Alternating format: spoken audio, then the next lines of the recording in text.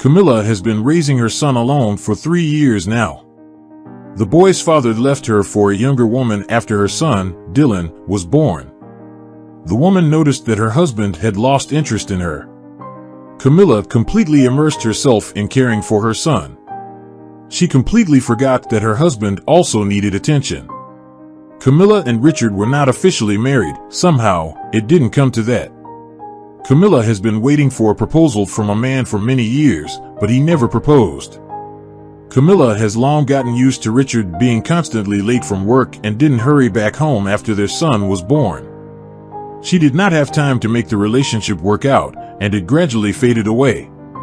So, when Dylan was 3 years old, her husband announced that he was leaving her for another woman. Camila didn't get emotional. She had been waiting for this for a long time. She expected her husband to return soon because they had a son, but the man completely forgot about the child and never even helped them. Camila and Dylan's life was pretty hard. They never had enough money. The woman turned to her ex-husband several times, hoping that he would finally start paying alimony or just help her without a trial. Richard did not want to listen to her at all. He had a different life. He soon married his young mistress, and they had a daughter. At that moment, Camila realized that there was nothing more to be expected from him and tried to forget him. It was a very difficult time. She couldn't understand how he could do this to her. Over time, the pain subsided, and Camila decided that she was going to raise her son alone. After her maternity leave, Camila went back to work. She was a school teacher. The salary was very low, but enough to live on. She couldn't afford expensive purchases. Even buying sneakers for her beloved son was difficult. She had long gotten used to poverty, but she didn't want her son to notice it. It hurt her to know that Richard abandoned his child for a girl he knew so little about. Camila often thought about where she could find money, but unfortunately, she couldn't do any side hustle. After all, little Dylan could stay in kindergarten only until 5 in the evening, and after that, she had to pick him up. Every time she picked him up from kindergarten, they went to the store and bought something sweet. He told her about his day in the garden, what they ate, and what they did. She listened to these stories. It took them about 20 minutes to walk from kindergarten to their house. "Mom, Charles bought a real basketball with him. It was so big and tough. He wants a ball like that too, right?" "No, Mom, I dream of becoming a football player. Not everyone can be a basketball player like Charles. It's good that you have a dream. You need to see if there is a football camp somewhere near our house. Do you want me to play football?" The boy was surprised. "Why not? My mother used to say that you should try everything in your life." "Mom, what did you want to be when you were little?" "I wanted to become an actress, but my mom didn't approve. She didn't let me go to the theater club. Over the years, all my dreams have faded. I no longer had anything to believe in and nothing to dream about. So let's make your dream come true." The boy looked at his mother with affection. He saw a mix of kindness and boundless tenderness in her. He didn't remember his father at all. After all, he left when he was only 3 years old. Camila kept her promise and enrolled her son in the football group. Now, 2 days a week, the boy was doing what he loved. Dylan grew up really fast. He started going to school. He also played football. He really liked it. The coach often said that the boy had a great future. But Camila didn't even have money for his uniform and for competitions. The boy believed that he would participate and did his best during training. "Mom, the competition will be in the capital. If our team wins, then some children will get into the children's team. It is very important for me." "I know, son." She spent days thinking about where to get money for his uniform, and besides, they needed money for the trip to the capital. She never told her son that she didn't have the money to buy him a uniform. The boy's life changed when Marvin's mother came to one of the training sessions. Marvin was his best friend. His mom noticed that all the boys already wore uniforms except for Dylan. She looked at the boy and thought about something and then told him, "Where's your uniform, sweetheart? My mom hasn't bought it for me yet, and I don't know if she will buy it at all." "How's that?" "The competition's coming soon. You can't let the team down like that." you're the best striker. I saw you play, and Marvin talks about you so much. We have a little difficulty with money. Mom thinks I don't know, but I do. I see everything perfectly. I'm not little anymore," he said seriously. The woman looked at the boy and then abruptly left. The training had begun. Dylan scored goals against opponents without any problems. By the end of the training, she was back. She had a small package in her hands. She handed the package to Dylan. "This is a small gift for you, for being the best striker in my son's team." "What is it?" the boy asked in astonishment. "Open the package and look. I hope I got the size right." He opened the package, and inside it was a new football uniform. Dylan was very happy. Now he knew for sure that he would go to the competition. In the evening, Dylan told his mother that Mrs. Harrell had given him a football uniform. "Son, I told you not to take anything from strangers. It was Marvin's mother. I saw her many times. Now he will definitely go to the competitions." Camila smiled. She knew how important it was for her son. At the next training session, Camila approached Marvin's mother. She was very grateful to her for buying the uniform for her son. The woman only smiled at her and then praised her son. It was very important for his mother. Preparations for the competition began. Dylan went to training 3 or 4 times a week. He was very tired, but he liked getting tired like that. Camila got paid. This time she decided to spend all the money on her son's trip to the capital. She had no idea how she would live on. The competition was scheduled for Monday. Camila and Dylan went to the capital on Sunday. Dylan had never been in such a big city. Camila wanted to show her son this beautiful city because she lived there during her student years. The city turned out to be very big and bright. They walked around the center for a long time and spent the night at the hotel. And then came the most important day in Dylan's life. He woke up very early that day. He was looking forward to the upcoming game. He couldn't sleep all night. Anxiety took over him. He was very nervous that the team might lose because of him. He was worried that something might go wrong, and it would be his fault. He shared his worries with his mother. "Mom, I'm scared. What if we lose? What will happen then?" "Son, for me, you will always be a winner, no matter what." "Okay, I'll try to impress everyone. After all, if they take me to the national team, we will become rich, and you will no longer have to count the pennies. But we're okay as we are." "Mom, I'm not little anymore, and I can see everything perfectly. It's hard for you to do it alone. We cut back on everything." Camila looked at the boy with sadness. She didn't even notice when he had grown so much. They got up and went to the stadium. A team from a small town played against them. Every boy dreamed of being on the team. At the appointed time, the stand got filled with people. It was very noisy, and it was impossible to concentrate at all. Dylan looked for his mother and finally calmed down. The game had begun. People shouted and rejoiced at every goal, no matter which team scored. The opposing team was ahead of them so far. Dylan was very nervous. You could see it. Camila clenched her fist and waited for him to show himself. After all, the coach was also waiting for him to impress everyone. The game ended. Dylan's team won 4-3. They were so happy. Camila hugged her son, and tears fell from her eyes. She never thought that her son would be so seriously interested in football. The teams were silent. Everyone was waiting for the results. Who will be invited to the team? A representative of the national team walked to the field and started speaking. He spoke for a very long time and wished everyone to achieve a lot in this sport and, most importantly, to never quit football. And then he began to list the people who would be on the team. The stadium went dead silent. Every child wanted to hear their name. The representative slowly read the names. George Black, Ethan Jenkins, Roger Davis. Camila looked at Dylan and saw how with each name his face changed, and his eyes grew dim. Camila clenched her fist in anticipation of the last name. To be honest, she had no idea what it meant to be on the national team, but she understood that it was very important for her son. And the last boy who will continue his career and how her team is. Dylan Mitchell. Camila saw her son's face change. He obviously didn't expect to hear that. Camila stood up and ran towards him. They hugged, and Dylan burst into tears. He wept with joy. But his friend Marvin, unfortunately, was not accepted to the team. He was upset, but not by much.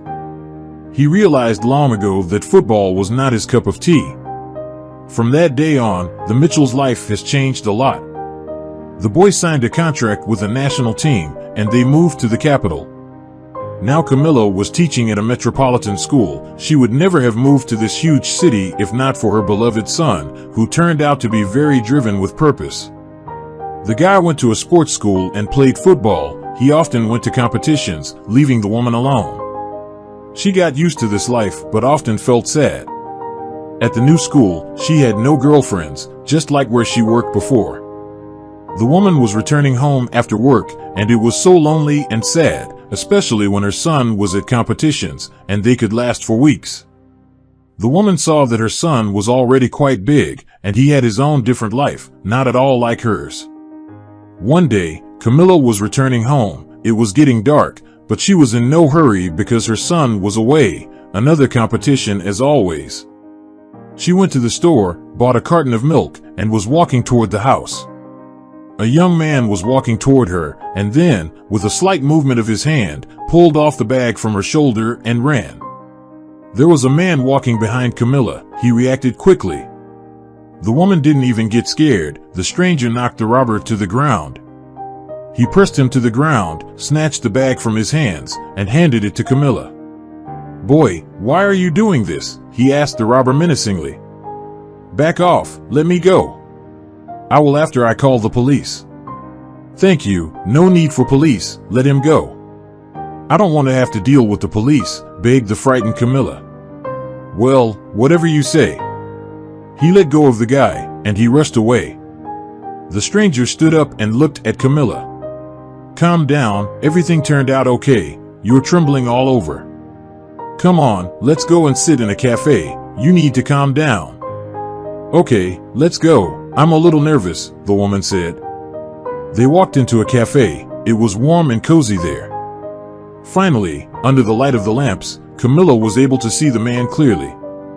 He was about 45 years old and had an athletic build and beautiful features. He proposed that they sat at a table by the window. Oddly enough, Camila would also always choose such tables. She loved sitting where you could watch what was happening on the street. The man ordered black coffee without sugar. Camila ordered tea and a sweet cake. When she was worried, she really craved sweets. "I think it's time for us to get to know each other.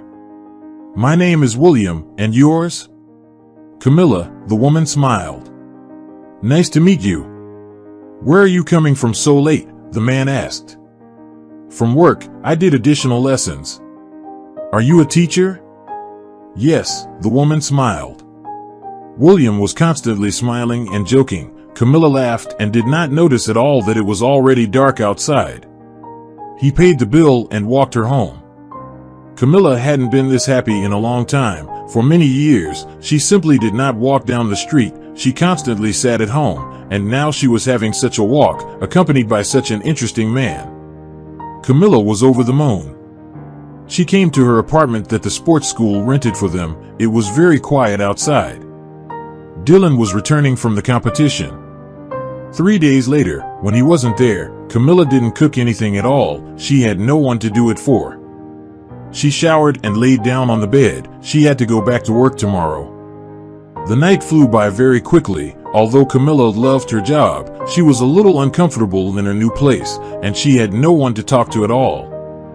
William called her at the end of her working hours and invited her to the cinema in the evening. They went to the cinema. It was an unforgettable evening. Camila felt like a teenage girl in love. When she was near him, she wanted to sing. She told him about her ex-husband and her son. They talked about everything. It seemed that they had known each other all their lives. "I also have a daughter from my first marriage. She is now in 8th grade." "From your first marriage?" "So there were more," the woman laughed. "There were, and there will be," William added, and also laughed. "If not for my Dylan, I probably would have stayed in the village, gone to work, and counted pennies. This is all my son's achievements." He dreams of becoming a football player. Dreams should come true. William understood how hard it was for Camila before she raised the child alone. He tried to cheer her up. "So, now you're not married?" Camila asked. "Now I am free, but I think I will marry again soon." "Good for you. I haven't been married, although I will soon be very old." She decided to hide her age. "Well, you still have time." William and Camila became very close friends, but he did not let her get close. She could not understand what was the matter, but could not ask directly. They often met, and sometimes he stayed with her when her son was not home. They were very good together. Once, she saw William at a parent-teacher meeting at school. He was not alone. He had a beautiful woman and a girl with him. Camila realized that the man was simply deceiving her without knowing it. She had become a mistress while he was happily married. She looked at them from afar, and inside her, everything was shrinking with anger. Why did he say those beautiful words to me if he was married? Camila muttered under her breath. She ran into the teacher's room, and tears fell from her eyes. She saw how happy William was with another woman. Sure, she was no match for him. The woman who was next to William was incredibly beautiful, and Camila never considered herself beautiful. She constantly thought she was not as attractive as everyone else. After what she saw, she decided that she would never speak to William again. She stopped answering his calls and completely immersed herself in other stuff. One summer, Camila and Dylan went on vacation. He was making good money. They no longer counted pennies and didn't have to think about what would happen tomorrow. A new life began for them. Dylan grew up and already played in a famous football team. He made good money and always aspired to get into the national team, but so far, his dream has not come true. Camila was very proud of her son. They were able to buy their own apartment with plenty of space. Dylan spent a lot of time training, and there was no time left for personal life. One day, he met a fan who never missed a match. It was love at first sight. Now Dylan was either in training or hanging out with Mary. Camila really liked her son's girlfriend. She was still alone, and she felt like she didn't need anyone until she met William again. This happened by accident. The capital hosted a match between two huge football clubs. As it turned out, William was a fan of the club where Camila's son played. He immediately noticed her and approached. "Camila, is that you?" "Yes. How many years have passed since our last meeting?" "About 8 years, probably," Camila answered. "You've changed lots. Why did you stop talking to me? What have I done wrong?" "I don't remember." "Don't lie to me, Camila. You know everything, and you remember it well." "Well, I saw you at school with your wife and daughter. You lied to me that you were divorced." "You looked so happy, Camila. It was my ex-wife and my daughter. My daughter liked it when we went to parent-teacher meetings together, that's all. How could you think that I was on you? I'm not like that." "Yeah, sure, you're not, Camila. If you had told me then why you were offended, I would have explained everything, and we could be happy." "You didn't even let me explain." He got happy. "Don't yell at me. The game will begin soon. My son Dylan's playing." "Dylan Mitchell is your son?" "Yes, he's my son. He's good, my favorite player." William sat next to Camila, and they started watching the game. His hand slid over hers. Camila realized that the old feelings had not gone away, and right now, they were flaring up with renewed vigor. They started talking again, but now there is no misunderstanding between them. Soon, Camila introduced William to Dylan. She worried about what her son would say, but Dylan really liked the man, and he made it clear to his mother that she needed to hold on to him. A year later, Camila moved in with William, and they got married. Although it was so late, Camila still got married. One day, Dylan told his mom, "Mom, I have a vacation in a week. I want to go to my hometown. I miss everyone so much. I wonder how Marvin and others are doing, but so many years have passed, you may not find anyone there. I'll go anyway. I feel like I have to. After all, it's thanks to Marvin's mother that I ended up here, but they didn't even take her son into the team." "Of course, son, if your intuition tells you, then you should go and see everyone. You have become a big person. Buy gifts for everyone and go there." Then came the long-awaited vacation. By this time, instead of the sea, Dylan went to his hometown. He hasn't been there in a very long time. Going there by car, Dylan was pleasantly surprised that during this time, his beloved town has blossomed. It became more beautiful than it was when they lived there. The first thing Dylan did was go to Marvin's. He really wanted to see him, as well as his mother, who once changed his life. The guy drove up to Marvin's house. He didn't know if he lived there now or had moved somewhere long ago. On the way, he bought a luxurious bouquet for Marvin's mother. He was already on the threshold, ringing the doorbell. A woman opened the door. She was in a wheelchair. He recognized her eyes. It was Ruth Harrell. "Hello, who are you looking for?" "Mrs. Harrell, it's me, Dylan." "Who's Dylan?" "You bought me a uniform when your son and I played football together." "Dylan, is that you? Come on in. Where's Marvin?" "I want to see him. I miss him terribly." "Ah, you don't know anything. What's happened?" "Marvin's gone. He's dead," the woman answered. "How?" He did not expect to hear that.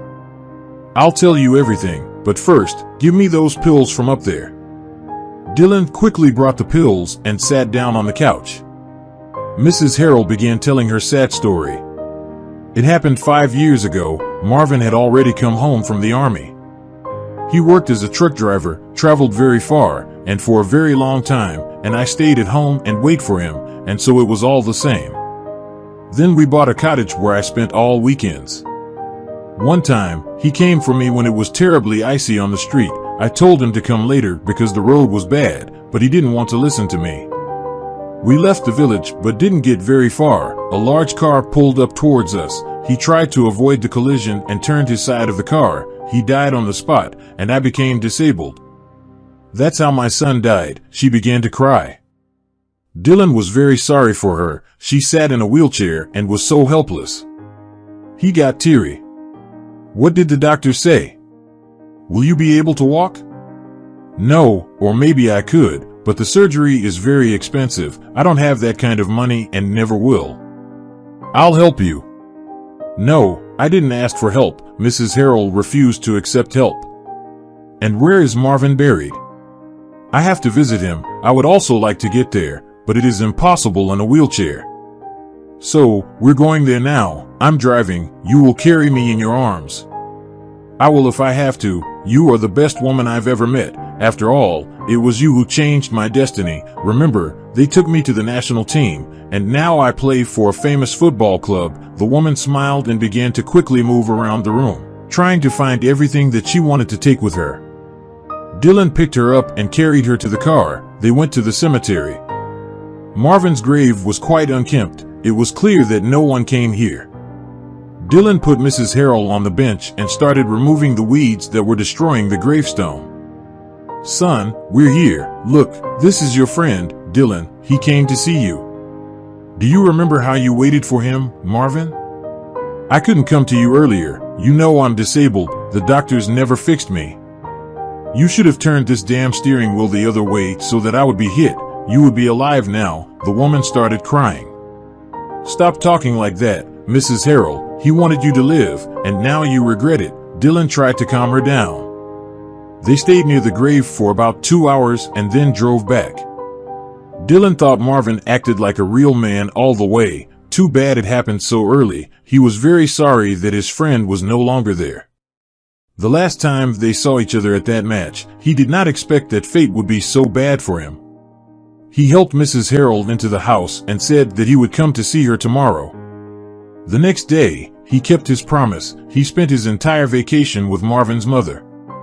While she was in the apartment, he constantly looked at the photographs, and one day came across the woman's medical record. He photographed her, and when the vacation was over and he returned to the capital, the first thing he did was go to the famous clinic and show the doctor the photos of Mrs. Harrell's medical records and tests.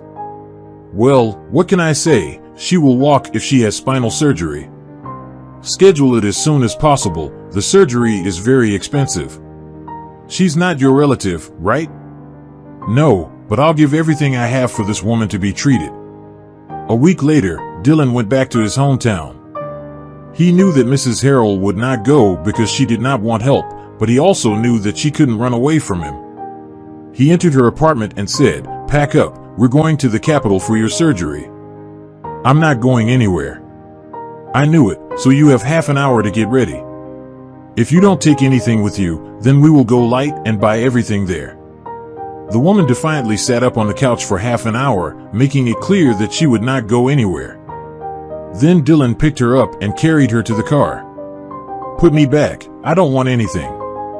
"No, Mrs. Harrell, you have changed my destiny, and I will change yours." So they went to the Capitol. All the way, the woman cursed and lamented. She calmed down only when they came to the Capitol. Dylan asked her if she wanted anything, but she remained silent. She showed with all her appearance that she was offended. "Okay, then I'll buy everything myself. Mom will help me." Mrs. Harrell looked at Dylan and said nothing.